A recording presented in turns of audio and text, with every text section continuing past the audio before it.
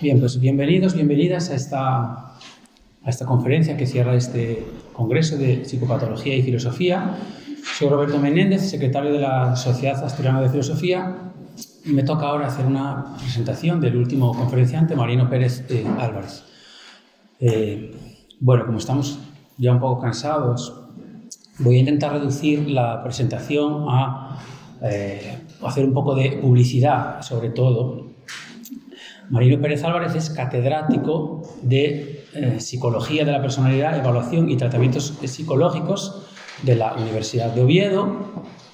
Como tal es profesor de varias materias y además ha colaborado en muchos de los manuales que se utilizan no solo en la Facultad de Psicología de Oviedo, sino en todas las facultades de Psicología de España. Ha participado en, digamos, en los manuales más importantes con los que trabajan los estudiantes. A mí me interesaba destacar, viendo que estamos en un congreso de filosofía, aquellas publicaciones que más nos puedan interesar en esta conjunción entre filosofía y psicología, en este caso, porque Marino tiene un bagaje enorme de conocimientos de filosofía y también conocimientos de historia y conocimientos de literatura. En sus libros pues, hay muchísimas referencias. Entonces solamente eso, quería hacer un poco de publicidad, porque en estos congresos pues, en realidad luego hay muy poco tiempo para escuchar y bueno, pues como este oficio se basa en hablar, en dialogar, pero también en leer, pues quería mencionar 4 libros. Entonces, bueno, voy a mencionarlos muy rápidamente. Del 2007 está este libro que se llama La invención de trastornos mentales. El subtítulo es Escuchando al fármaco o al paciente. El libro, digamos, es un libro muy crítico con los problemas que presenta la farmacología en relación a la psicología y la psiquiatría, ¿no? El problema de los fármacos. Este otro libro se llama El mito del cerebro creador, es un libro de 2011 y en este caso, por decirlo de un modo muy general, digamos, el blanco de las críticas o de la discusión estaría más bien con la cuestión de las neurociencias, ¿no? Que parece que muchos de los problemas tienen que ver con nuestro cerebro y no con nosotros, como si nosotros estuviéramos un poco apartados. Un tercer libro en el que colabora es este otro que se llama La vida real en tiempos de la felicidad. También es un libro muy crítico, en este caso con la llamada psicología positiva. Y bien, por último menciono el que acaba de salir este año, muy reciente, que es Ciencia y pseudociencia en psicología y en psiquiatría. Es un libro crítico con el propio estatuto científico de la psicología. Es decir, no solo cuestiona lo que llamamos las pseudociencias, lo que podríamos mencionar como los libros que están en la sección de autoayuda de las librerías, sino también no solo poner en cuestión ese tipo de literatura como pseudociencias, sino ver si la propia psicología también, o qué presupuestos científicos tiene y dónde también la propia psicología se puede cuestionar. Bueno, son libros muy recomendables donde él ejerce también como especialista en psicología, pero también a su modo como filósofo. De hecho, es algo que menciona muchas veces. Son libros no solo filosóficos en este sentido crítico, sino también filosóficos en el sentido de que buscan con mucho detalle, a mi juicio, un esclarecimiento de problemas de psicología, de problemas de filosofía. Bueno, dicho esto, nada más, ya le paso la palabra. Pues muchas gracias, Roberto, por la generosa presentación. Gracias también a la SAF por invitarme a tener la ocasión de decir lo que voy a decir y felicitar igualmente a la SAF por organizar un congreso con esta temática, que combina la psicopatología y la filosofía. Para mí es muy fácil hacer esta conferencia de clausura, no solo porque soy especialista en clausuras de congresos. La semana pasada, yo estaba más o menos a estas horas también en una conferencia de clausura de un congreso de psicología clínica en Salamanca. Y hace unos años, hace 2 o 3 años, clausuré un congreso sin siquiera haberse inaugurado. porque la autoridad competente o incompetente local del sitio pues vetó mi conferencia de clausura. Pero también me resulta muy fácil hacer esta clausura, pues porque todo lo anterior no he podido asistir a todos estos días, pero a todo lo que he asistido pues es el telón de fondo sobre el que yo voy a discurrir, ¿no? Y lo que voy a decir pues va a retomar o tiene ya pues justificación en muchas exposiciones por las que ya habéis pasado, ¿no? El título pues tiene implícito que algún día hubo una conexión entre filosofía y psicopatología, que esa conexión se perdió, que haberla perdido pues trae consecuencias que no son favorables y que seguramente pues sería buena cosa tratar de remediarlas, ¿no? Pues sobre eso pues voy a hablar, ¿no? Que algún día hubo pues una conexión entre filosofía y psiquiatría, pues podemos percibirlo en la primera obra moderna de la psiquiatría, que seguramente es la de Philippe Pinel, Tratado médico-filosófico sobre la alienación mental y la manía, ¿no? Más allá de la oportunidad de este título está el contenido de esa obra, donde Pinel introduce el tratamiento moral, ¿no? para los insensatos, ¿no? para los locos, ¿no? como se decía entonces, ¿no? Y estaba suponiendo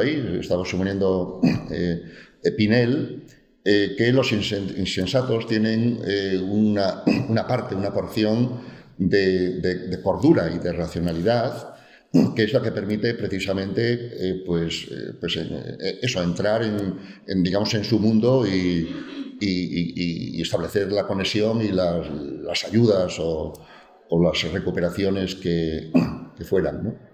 Esto conecta ciertamente también con la concepción que tenía Kant de la locura, como Soledad magistralmente nos ha mostrado en una ponencia anterior, cómo la sinrazón está lindando con la propia razón, ¿no?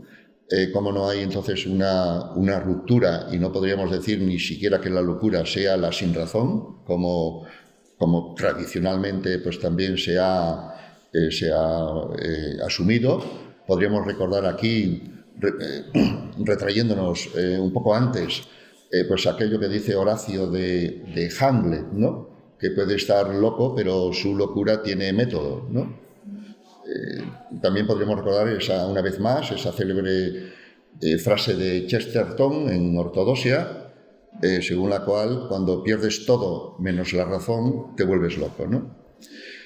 Y este aspecto, este enganche de la razón que debiéramos reconocer en la propia locura, pues yo creo que lo encontramos también desarrollado en Laing, ¿no? En su obra El yo dividido, trata de entender que la esquizofrenia viene a ser una estrategia que han adoptado las personas en situaciones insostenibles en su vida, ¿no? Debido a la inseguridad ontológica a la que él se refiere, en cuyas condiciones y formas de vida lo más adaptativo, la estrategia, digamos, mejor sería volverse loco, ¿no? Y en ese sentido, entonces, pues tendría la locura sentido, sería una estrategia adaptativa, como algunas concepciones actuales pues también sostienen, ¿no? Y eso, desde luego, se ha perdido en la tradición psiquiátrica, clínica en general, pues hoy día, ¿no? La locura convertida en esquizofrenia y la esquizofrenia definida por síntomas positivos y negativos, niegan cualquier pizca de razón que mereciera ser entendida o comprendida. Y entonces se convierte en síntomas pues, que habría que apaciguar con medicación antipsicótica que muy a menudo va contra el propio psicótico que tiene esto, ¿no? Que tiene pues esos padecimientos o esas condiciones, ¿no? Y bueno, esto está en la línea de decir que algún día, siquiera en el siglo XIX, pues hubo una conexión interna entre la filosofía y la psicopatología. La esquizofrenia sería, pues, o la locura sería el mayor referente, ¿no? La teoría, la psicología de las facultades, o las facultades del alma, que también salieron aquí a relucir en la exposición de Soledad, están en la base de la psiquiatría del siglo XX, ¿no? Empieza por esa distinción de Kraepelin entre psicosis maníaco-depresiva y la demencia precoz, y como muestra el autor que cito ahí, Kettler,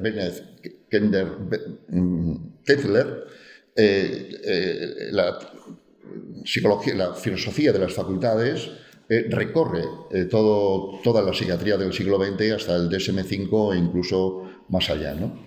Las facultades del alma también están en la base de la psicología. Las asignaturas, muchas asignaturas del plan de estudios de psicología, memoria, razonamiento, emoción, pues son derivaciones de las facultades del alma en su día, ¿no? Esa trilogía tan usada en la clínica de la emoción, la cognición y la conducta, pues es un reducto de esa, digamos, de esa influencia y de esa presencia de la filosofía en la psicología en este caso, ¿no? Bueno, esa conexión se perdió, pero tampoco se perdió del todo, porque ciertamente existen hoy día revistas cuyo título es pues, muy, muy declarativo de esta conexión que no está perdida del todo, ¿no? La revista Filosofía, Psiquiatría y Psicología pues es una muy importante en esta perspectiva, ¿no? Y el lema de este congreso pues es otro ejemplo de que esa conexión no está perdida del todo. Pero lo cierto es que no está dentro de la corriente principal de la psiquiatría ni de la psicología, ¿no? La psiquiatría y la psicología se apresuraron a finales del siglo XIX en convertirse, en autopresentarse como ciencias positivistas naturales, precisamente para emanciparse de la filosofía y perder todas esas conexiones o esas connotaciones que sin embargo están en las raíces, ¿no? Como acabo de señalar, ¿no? Bastaría recordar a dos fundadores, ¿no? Pues tanto de la psiquiatría como de la psicología, ¿no? A Kraepelin y a Boom, ¿no? Como artífices de esta naturalización de la psiquiatría en un caso y de la psicología pues, en otro, ¿no? Sin embargo, la psicología y la psiquiatría no se avienen a su especificación como ciencias naturales, ¿no?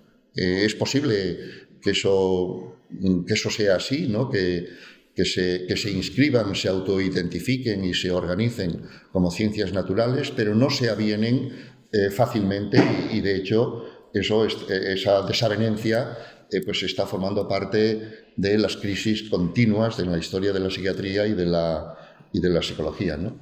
Esa inscripción de la psiquiatría y la psicología como ciencias naturales se debe más al prestigio de estas que a la naturaleza intrínseca de las cosas que se estudian en psiquiatría y en psicología, ¿no? No por casualidad, la historia de la psicología y de la psiquiatría pues es doble, está duplicada, ¿no? Está duplicada pues, desde finales del siglo XIX, cuando se empezaron a establecer las diferencias entre las ciencias naturales y las ciencias del espíritu, ¿no? Y entonces, bueno, pues estas disciplinas trataban de autopresentarse como ciencias de la naturaleza, pero asimismo pues no se avenían con esa identificación y desbordándola, pues parecían, digamos, encajar mejor en la perspectiva de las ciencias del espíritu, de las ciencias humanas. Pero estas no tenían el prestigio de las ciencias naturales, y entonces aquí pues, se mezclan aspectos, aspectos internos del campo de esas disciplinas y aspectos institucionales, ¿no? y también digamos, de presentación social y demás, ¿no? Si repasamos a estos fundadores de la psicología y de la psiquiatría, si reparamos, por ejemplo, en Boom, vemos que la psicología ya sale partida en dos con Boom, ¿no? Boom es efectivamente el fundador reconocido de la psicología experimental, el laboratorio ya icónico, ¿no?, del comienzo de la psicología experimental, pues a imagen y semejanza de las ciencias naturales. Pero Boom también es el fundador de la psicología de los pueblos, de lo que hoy sería la psicología cultural o la psicohistoria y demás, ¿no? Y esta era la mayor dedicación e identificación del propio Boom, que él entendía que la psicología tendría que ser situada precisamente en una perspectiva, digamos, histórica, ¿no? Y él fue muy crítico con la deriva que estaba tomando la psicología entonces a resultas precisamente de su laboratorio. Y esta doble corriente o doble historia de la psicología pues recorre todo el siglo XX y la tenemos pues en nuestros días digamos con una tensión y una polémica pues casi mayor que nunca, ¿no? Y si reparamos en la psiquiatría pues ocurre prácticamente lo mismo, ¿no? A la par que Kraepelin estaba fundando la psiquiatría nosológica y dentro de una perspectiva biomédica y demás, a la par de Kraepelin estaba Freud, ¿no? Freud desarrollando pues otra concepción de los trastornos psiquiátricos o psicológicos, ¿no? Freud había introducido ya muy tempranamente una gran revolución en la neuropatología, ¿no? La gran revolución de pasar de la epistemología de la mirada que caracterizaba a la medicina anatomoclínica entonces, gracias a los microscopios y gracias a las autopsias, se podrían identificar las condiciones biológicas, anatómicas, que subyacían a las enfermedades. Eso también se pensaba que tendría que ocurrir en psiquiatría, pero no era ciertamente el caso. Cuando eso ocurría, esa condición dejaba de ser psiquiátrica para ser neurológica, etc., ¿no? Y Freud introdujo una gran revolución, que es pasar de la epistemología de la mirada a la epistemología de la escucha, ¿no? Entonces lo que hizo Freud es no mirar la anatomía por si había alguna condición que explicara, por ejemplo, la histeria o algo así, sino escuchar a los pacientes y a través de eso pues llegar a experiencias o a lo que habría ocurrido algún día en el pasado de esas personas, que podría explicar lo que tenían o lo que padecían hoy día, ¿no? Y esa es la gran revolución que introdujo Freud, casi a la par que Kraepelin estaba desarrollando la perspectiva de la mirada, ¿no? Por cierto, esta gran revolución que introdujo Freud en su día sería para reclamar de nuevo, pues a finales del siglo XX, desde luego en lo que va del siglo XXI, donde la mirada vuelve a ser otra vez en la en la anatomía, ¿no? A través de las neuroimágenes, etcétera, y escuchando pues poco a los pacientes para entender algo, como si mirando las neuroimágenes se estuviera explicando lo que padecen, ¿no? Y a la par también de Freud, y muy distinto, ¿no? de Freud también estaba Karl Jasper, ¿no? Desarrollando pues la psicopatología, ¿no? el tratado de 1913, ¿no? Si juntamos a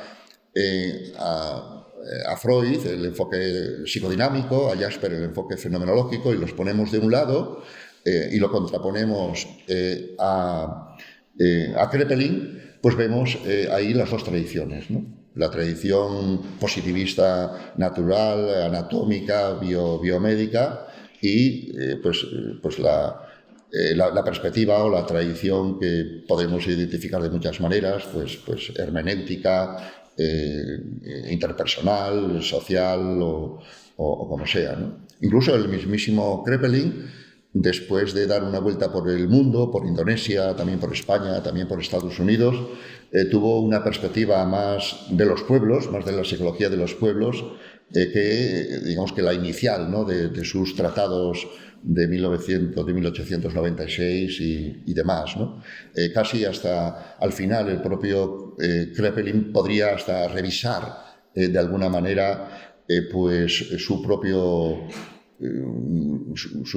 tradición, ¿no? Pero el legado de Kraepelin quedó más bien para el lado de las ciencias positivas naturales, como también el de Boom, ¿no? Kraepelin fue estudiante, tuvo una estancia con Boom, y seguramente pues le quedó pues el enfoque experimental, pero no sé si también le quedó algo de la psicología de los pueblos, que en todo caso Kraepelin también digamos incluyó al final de sus días, ¿no?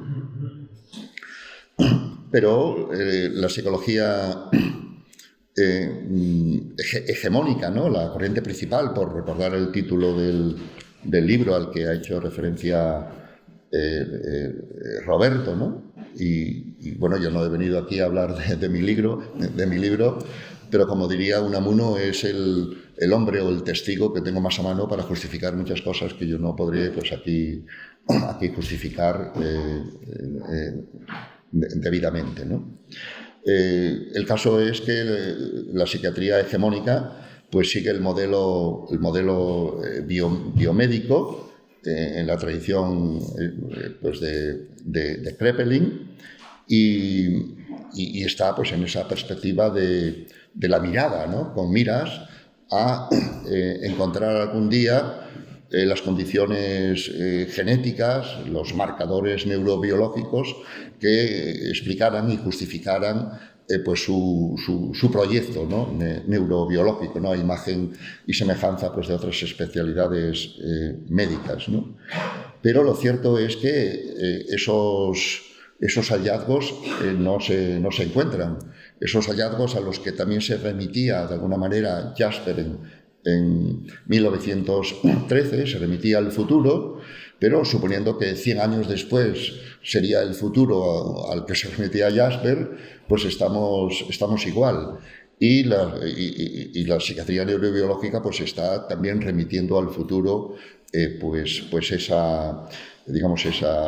esos hallazgos, ¿no? y demás, ¿no? Y gracias precisamente a que no los encuentra es cómo la psiquiatría neurobiológica se mantiene. Entonces mantiene su estándar, ¿no? Su corriente principal, sus investigaciones top, sus publicaciones, etcétera, sus proyectos, sus consorcios y demás, ¿no? Yo creo que están en buena medida sostenidos, esta es una gran paradoja, precisamente porque no se encuentran. Es la ambigüedad lo que está ahí manteniendo el tinglado, porque si se cumplieran los proyectos de la psiquiatría neurobiológica, desaparecería la psiquiatría, ¿no? Entonces tendría que convertirse en neurología o neurociencia clínica, ¿no? Como también se supone, o mucho se identificaría con ese futuro, ¿no? Entonces debemos preguntarnos cómo esto ocurre en la psiquiatría y también en la psicología, ¿no? Que hay al menos dos grandes tradiciones, la tradición de ciencia natural, la tradición de ciencia del espíritu, de ciencia humana, de ciencia contextual, podríamos denominarlas de varias maneras. ¿Cómo eso ocurre en la psiquiatría y en la psicología y no ocurre en otras ciencias humanas y desde luego no ocurre en la medicina, que es con la que gustan estas disciplinas pues compararse, ¿no? Esta es una cuestión, digamos, una cuestión filosófica, ¿no? Que tiene que ver pues con los las concepciones implícitas que cada una de estas disciplinas tienen, que a la postre esas concepciones implícitas es su propia metafísica, digamos, sin reconocerla como tal, y es la propia confrontación de un enfoque con otro, no solo de la psiquiatría con la psicología, sino dentro de la psiquiatría y dentro de la psicología, ¿no? Esta tensión, este doble enfoque, no es ciertamente entre psiquiatría y psicología, que también puede darse, sino es en el interior de la propia psiquiatría, ¿no? La propia psiquiatría tiene, esta doble historia y doble enfrentamiento, ¿no? Psiquiatras entre sí pueden ser entre ellos como si fueran de planetas distintos, ¿no? En la medida en que pueden tener y tienen cosmovisiones distintas acerca de los fenómenos psiquiátricos y, desde luego, de las concepciones, digamos, que tienen acerca de su profesión y de su saber. Y esto también ocurre dentro de la psicología. De los psicólogos pueden encontrarse psicólogos que no se entienden y acaso incluso no se reconocen, ¿no? Entre ellos, ¿no? Porque unos se consideran más científicos que otros, pero resulta que los otros no son menos efectivos en sus terapias que ellos, los supuestamente más científicos, ¿no? Eso da lugar a ese fenómeno dentro de la psicoterapia, ¿no? De las terapias psicológicas, pues conocido como el efecto dodo, ¿no? Por el famoso pájaro de Alicia en el País de las Maravillas, ¿no? Esa carrera de pájaros dodos en la que ganan todos, ¿no? Y todos quieren premio.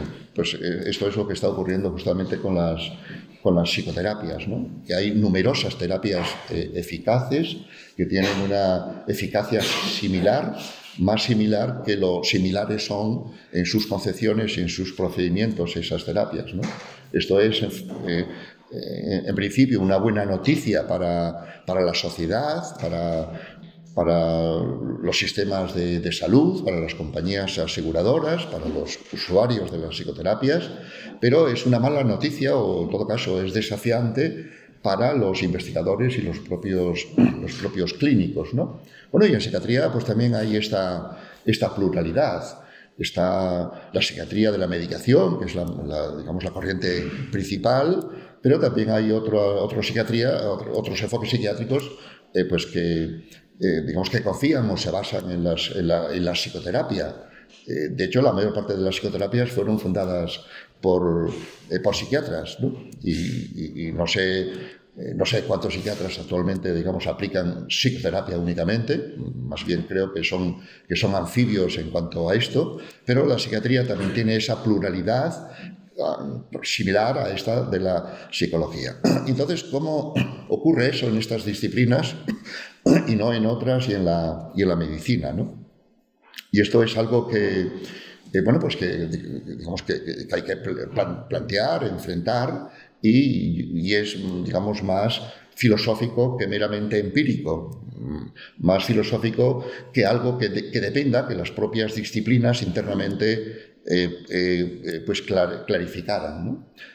Muy rápidamente, por lo que yo respondería a esta pregunta que yo mismo me hago, ¿no? Porque ocurre eso en psiquiatría y en psicología, pues diría que por dos cosas que creo que están relacionadas, ¿no? Por un lado, las ciencias psi trabajan con fenómenos en un campo intersticial que está entre medias de la biología, del cuerpo, de la neurobiología y de la sociedad, de la cultura, de las instituciones sociales, ¿no? Y ese campo pues tiene tiene su campo, entonces tiene su posición intermedia. Todos los fenómenos psicológicos y psiquiátricos están in medias res de esos dos aspectos y pueden ser analizados más o menos de acuerdo a un lado u otro, ¿no? Y pueden darse reduccionismos hacia el lado neurobiológico, y eso tiene su razón de ser, por este aspecto intersticial al que me refiero, y puede tener también sus reduccionismos por el lado pues social y cultural, ¿no? y demás, ¿no? No es fácil encontrar pues, un equilibrio, o no es fácil tampoco dilucidar acerca de cuál de estos campos podría tener, digamos, más peso determinante en los fenómenos psicológicos, ¿no? Así, por razones que yo no puedo justificar ahora, pero ya que me remito a mis libros, pues podría decir que los fenómenos psicológicos y psiquiátricos hayan una mayor comprensión por el lado institucional dentro del que forman parte las personas o los individuos que estudian estas disciplinas, que son personas e individuos precisamente porque forman parte de una sociedad y de unas instituciones y no meramente porque tienen cerebro, ¿no? Esa sería pues la respuesta que yo daría pues, a esa cuestión, ¿no? Y un segundo aspecto, una segunda característica del campo de la psiquiatría y de la psicología es que trabajan con realidades o entidades interactivas más que realidades naturales, fijas, aisladas, ¿no? De acuerdo con una distinción también polémica, pero ya muy establecida de Jan Jacquin, ¿no?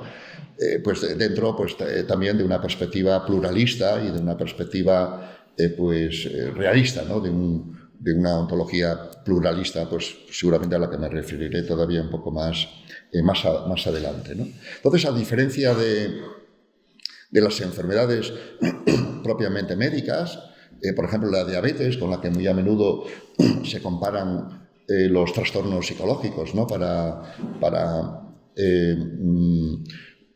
ilustrar, ¿no? Para explicar a los pacientes su condición psiquiátrica, pues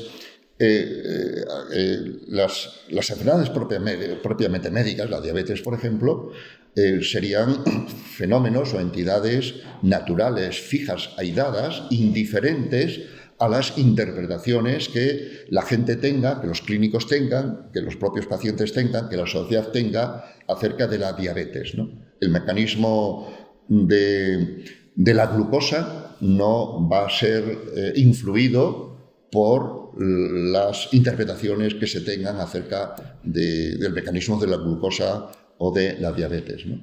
Por el contrario, los fenómenos o las realidades psiquiátricas serían realidades interactivas, susceptibles de ser influenciadas por las concepciones, interpretaciones y clasificaciones que se hagan de ellas, ¿no? Típicamente, las entidades interactivas son las personas o los individuos con los que tratan estas disciplinas. Y las clasificaciones que se hagan de los individuos, diagnósticos que se den, pueden influir de alguna manera, en alguna medida, precisamente en las personas y en las reacciones que éstas tengan. De manera que esos conocimientos de la psiquiatría pues son inestables, porque los propios conocimientos, de alguna manera, influyen en los objetos de estudio, que son sujetos interpretativos o sujetos hermenéuticos, ¿no?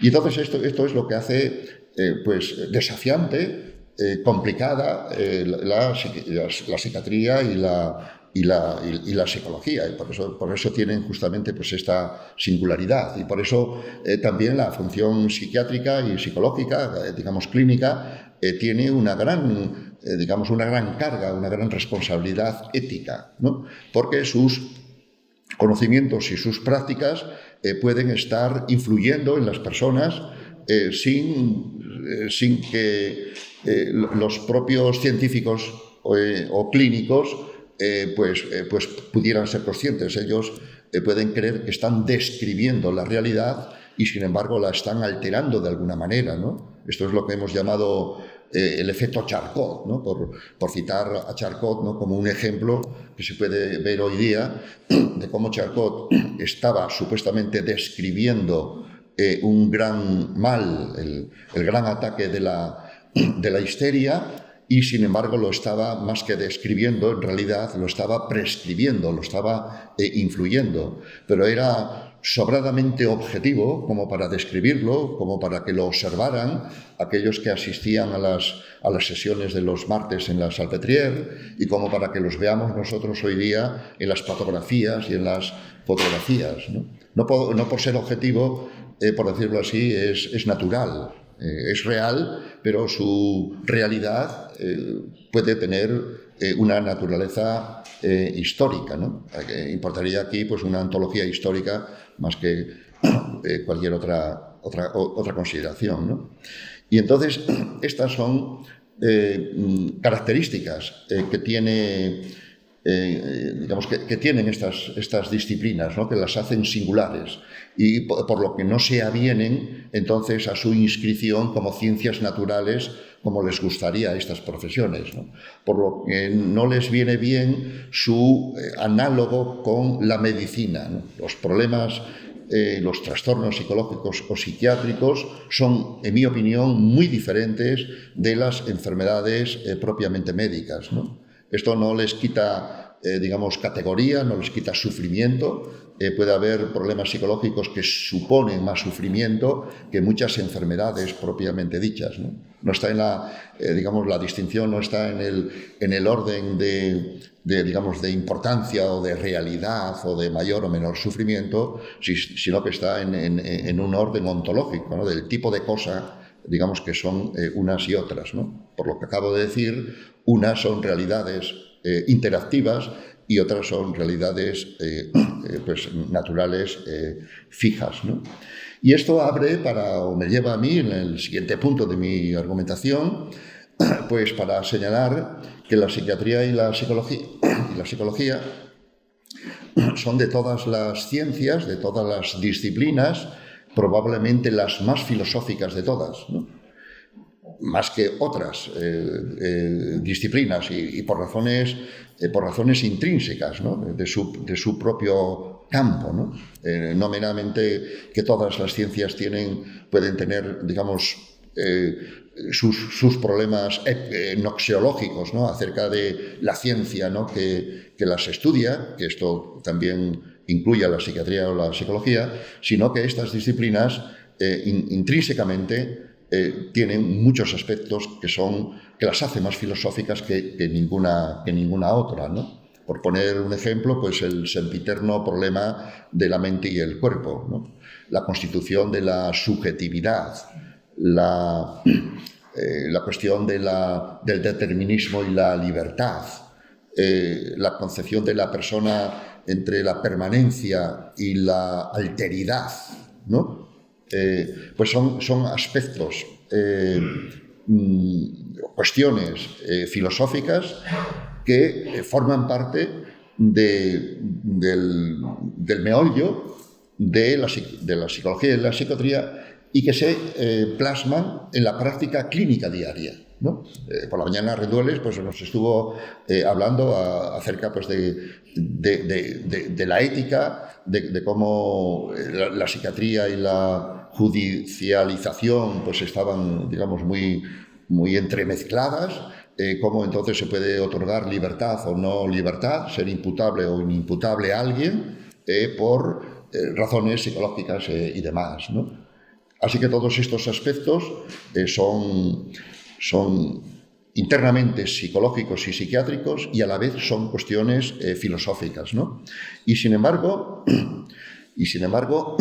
la psicología y la psiquiatría en los últimos tiempos, pero ni siquiera a lo mejor en los últimos tiempos, sino a lo largo de buena parte de su historia, pues ha repudiado la filosofía, ¿no? Tratando de emanciparse de la filosofía por quitarse el complejo de sus raíces o de su confusión con la filosofía, pues han extremado, por decirlo así, este naturalismo, ¿no? y este positivismo, ¿no? Y son estas disciplinas, pues unas que tienen cuestiones filosóficas internas, ¿no? Yo diría que los mayores problemas que tienen hoy estas disciplinas son filosóficos más que empíricos, ¿no? Nunca sobran los datos, pero hay datos sobrados a montones que se generan en todas las publicaciones en psiquiatría y psicología, que si cada uno de ellos aportara un gramo de conocimiento, sería para esperar que todos los problemas de la gente estarían resueltos, ¿no? Y entonces ya no es una cuestión empírica o nuevas investigaciones, no hay hallazgos que se esperen que resuelvan estos problemas o que hagan más eficaces esas terapias psicológicas, ¿no? Problemas filosóficos son los que están enmarañando pues buena parte de estas disciplinas, ¿no? Incluyendo su propia práctica, ¿no? y demás, ¿no? Y dentro de esto, ¿no? De la importancia intrínseca de la filosofía en la psicología y la psiquiatría, yo destacaría precisamente la fenomenología y el existencialismo como dos tradiciones, dos movimientos filosóficos que tienen un interés directo en estas disciplinas, ¿no? Para empezar, la psicopatología, que se precie de serlo, la que fundó en su día Jasper, tiene una base fenomenológica. Es difícil de concebir que pueda haber una psicopatología que no se base en la fenomenología. Por supuesto, el DSM-5, etcétera, no es psicopatología. No tiene nada que ver eso con psicopatología. Es un sistema clasificatorio, etcétera, ¿no? Entonces, la fenomenología está en la base precisamente de la psicopatología, pues como ciencia básica de estas disciplinas, también como ciencia común a ellas, a la psiquiatría y a la psicología, y como también una disciplina pues que pueda reunir los distintos conocimientos que convergen o deben converger en los fenómenos psicológicos, ¿no? Y efectivamente, pues la psicopatología pues tendría que basarse en la fenomenología, ¿no? Pues Jasper pues sería el referente, ¿no? Afortunadamente, hoy día hay una reemergencia, una renovación tanto filosófica como clínica, como también de investigación dentro de la fenomenología, ¿no? Con autores de referencia pues muy importantes, ¿no? Por citar a Thomas Fuchs alemán, a Josep Parnas danés, a Giovanni Stangelini italiano, y por citar un psicólogo, pues a Louis Sachs, también pues un psicólogo americano, también en este caso sui generis, ¿no? Por ser psicólogo interesado en la fenomenología y al mismo tiempo por ser americano, ¿no? Donde pareciera que esto de la fenomenología quedara como cosa europea y demás, ¿no? Y esta fenomenología reluciente, ¿no? que encontramos dentro de la psiquiatría y la psicología tiene su mayor desarrollo precisamente en la esquizofrenia, que sería el trastorno, la condición más desafiante para la comprensión científica, para la comprensión humana y, desde luego, pues la vaca sagrada, como se ha dicho, de la psiquiatría, ¿no? Y este enfoque de la fenomenología está ofreciendo la mayor alternativa a su consideración como una enfermedad del cerebro, según es un mantra que encontramos en los textos escolares, en las presentaciones, algo que ya no se discute, ¿no? Se habla de la esquizofrenia como trastorno del cerebro de origen genético, pues como si estuviera hablando de la epilepsia o algo así, como un viejo conocido, etcétera, ¿no? Aparte de que no está claro, y sin negar que acaso sea la esquizofrenia una enfermedad, desde luego es más que una enfermedad, o no es solo una enfermedad, ¿no? Y entonces la fenomenología es la que está aportando precisamente una mayor alternativa que se corresponde, que se compadece con la realidad, el fenómeno de la clínica, ¿no? Lo que les pasa a los pacientes, ¿no? Que se compadece en el doble sentido de que se corresponde con la temática y la problemática, ¿no? Experiencias, la alteración del mundo vivido, y que se compadece en el sentido también de la compasión, por decirlo así, ¿no? De la comprensión humana, frente a esa consideración neurobiológica donde la esquizofrenia pues, se reduciría, como he dicho, a síntomas positivos y negativos, y a reducir los síntomas y a tratar al esquizofrénico, pues, sí, por supuesto, con mucha educación y demás, pero sin ningún tipo de comprensión, de esfuerzo por comprender digamos, la locura, que, como hemos dicho, no carece de razón. Nadie se vuelve loco sin razón, ¿no? Y esa fenomenología pues está precisamente en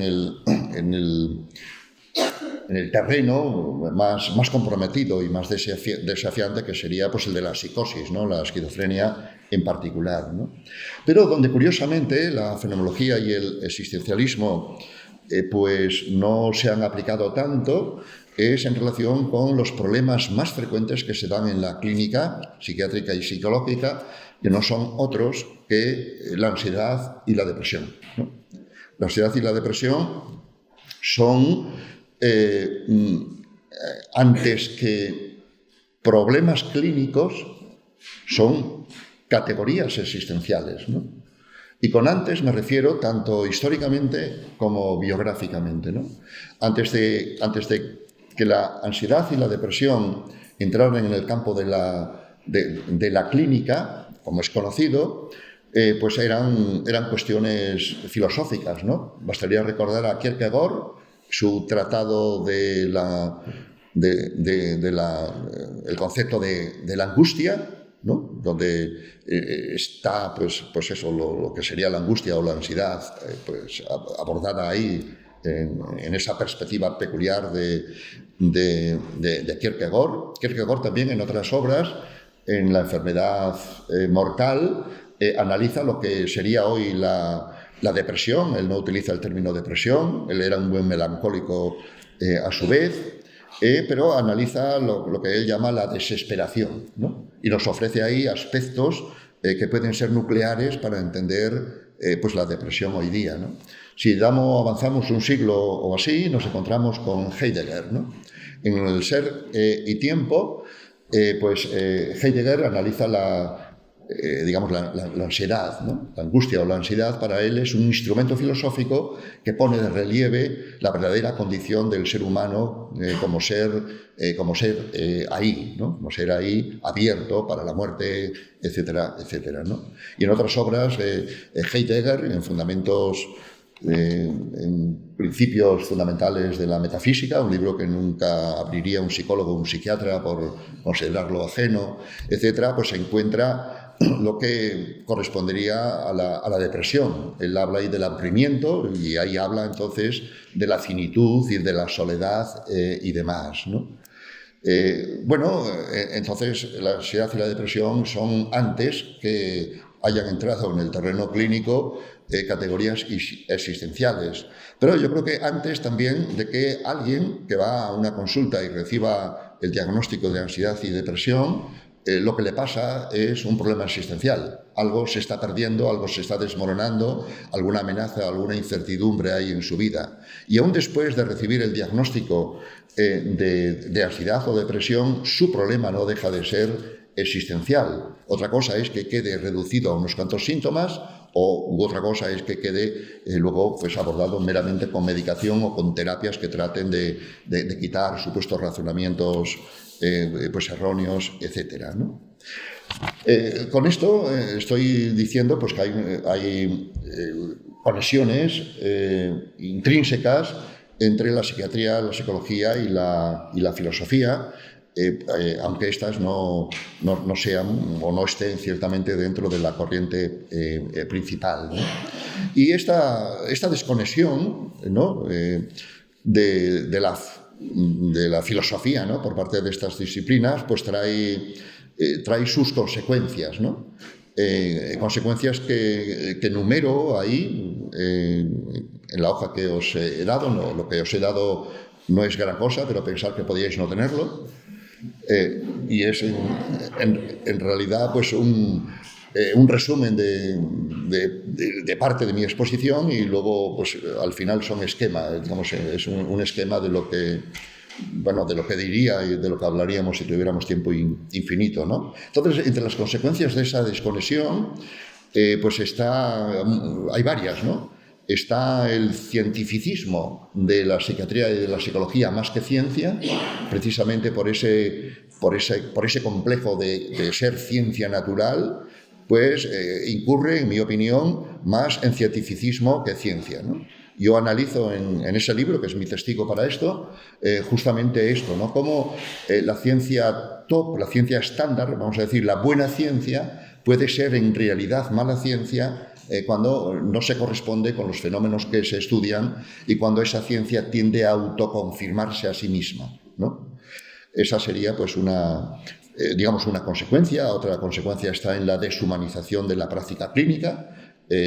Los pacientes no son manojos de síntomas, pero si efectivamente se reducen a manojos de síntomas, no estás comprendiendo qué es lo que les pasa, ¿no? Y estas consecuencias pues debieran tener su remedio. En principio tendrían fácil remedio en tanto se incorpore, se reconozca, ya sin complejos, después de más de 120 años, ¿no? de historia de la psiquiatría y de la psicología, que se reconozca sin complejos, pues que son disciplinas que pueden ser científicas, pero para ser científicas no tienen necesariamente que ser positivistas naturales, y que pueden ser científicas como ciencias humanas, ¿no? Quizá eso sea más humilde, pero es más verdadero para estas disciplinas, ¿no? Entonces, todo eso implicaría, pues efectivamente, adoptar una ontología pluralista, como la que yo adopto ahí, donde se entienda las realidades psicológicas en medio de realidades que no son psicológicas, que son naturales o físicas o fisiológicas, y que son institucionales, ¿no? En la perspectiva de la ontología pluralista de Gustavo Bueno, por ejemplo, donde la psiquiatría y la psicología no tendrían solo que preocuparse por la pseudociencia, sino también por su propia ciencia, ¿no? La ciencia no se examina a sí misma, pero tendría que examinarse a sí misma para ver también sus implícitos, sus supuestos, etcétera, ¿no? La psicología podría remediar esa desconexión en la medida en que adopte, como ciertos enfoques, y yo mismo, adopte una perspectiva fenomenológica y existencial para entender los problemas psicológicos y psiquiátricos, ¿no? Toda esta filosofía sería, más acorde con estas disciplinas que la filosofía mecanicista, que es la que se está adoptando, ¿no? Por ejemplo, he tenido ocasión de revisar un libro muy reciente de Filosofía de la Psiquiatría, de Toshow, ¿no? Y adopta esa corriente que también se da dentro de la filosofía hoy día, de la filosofía mecanicista, ¿no? Y es realmente penoso encontrar que lo último en filosofía de la psiquiatría digamos, esté retornando al mecanicismo y demás, ¿no?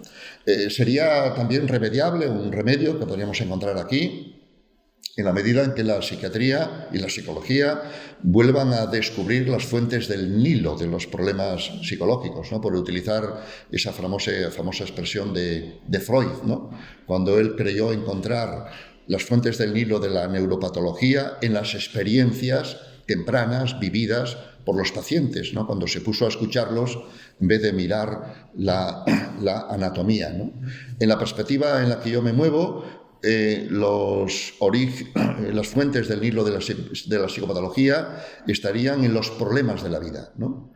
Los problemas de la vida pues son los agobios, decepciones, frustraciones, crisis. La vida está jalonada por crisis, conflictos. La noción de conflicto es una que encontramos en todos los enfoques psicológicos de una u otra manera. Esa es la materia de la que se hacen los problemas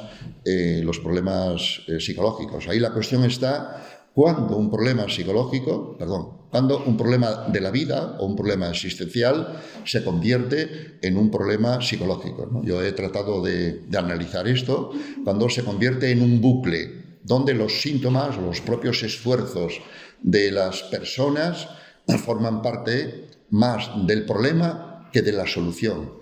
Cuando, en términos utilizados por Rendueles esta mañana, cuando los problemas de la vida se enredan de tal manera que las propias personas ya no ven ni siquiera el enredamiento, sus esfuerzos no solo no son productivos, sino que son contraproducentes, y es ahí donde efectivamente pues, el clínico, la clínica, pues tendría su sentido, ¿no? Yo a este respecto recupero de la fenomenología la noción de situación límite de Jasper. Adopto la noción de situación como alternativa a la noción de enfermedad, para decir que los trastornos psicológicos, sea por caso la depresión, no están dentro ni fuera, sino que es uno el que está dentro de una situación de la vida que se le ha enredado, ¿no? Y entonces la noción de situación es una muy relevante para, digamos, entender, sin reduccionismo, sin pasar por la enfermedad, sin dejar de atender el sufrimiento de las personas, atender y entender cabalmente justamente lo que les pasa, ¿no? Y todo esto pasaría, y así ya termino, pues con el subtítulo del libro al que se refería Roberto, ¿no? Ciencia y pseudociencia de la psicología y la psiquiatría más allá de la corriente principal, ¿no? Yo creo que se debe ir más allá de la corriente principal. La corriente principal es el modelo biomédico y la práctica basada en la evidencia, que prácticamente se reduce a los ensayos aleatorizados controlados y los metaanálisis, ¿no? Que va en detrimento de las personas concretas, ¿no? En una perspectiva, para decirlo ahora en términos orteguianos, en la misma línea que Juan Garciaro pues, nos ha presentado, para entender los problemas psicológicos o psiquiátricos como problemas de las personas y en sus circunstancias, ¿no? Un enfoque centrado en la persona y sus circunstancias, donde la explicación de los problemas psicológicos o psiquiátricos no habría que buscarla en mecanismos o averías internas, sino en la biografía. La biografía, más que la biología, sería, digamos, el sitio donde encontrar la explicación de los problemas psicológicos, ¿no? Donde la biología estaría ya incluida.